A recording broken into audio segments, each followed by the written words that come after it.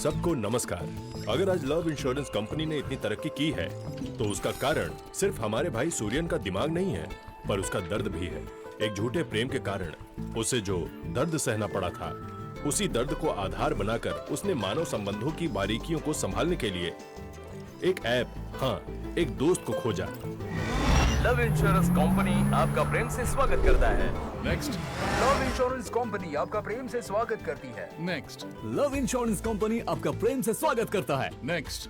Love insurance company आपका प्रेम से स्वागत करती है। नेक्स्ट। लव इंश्योरेंस कंपनी आपका प्रेम से स्वागत करती है।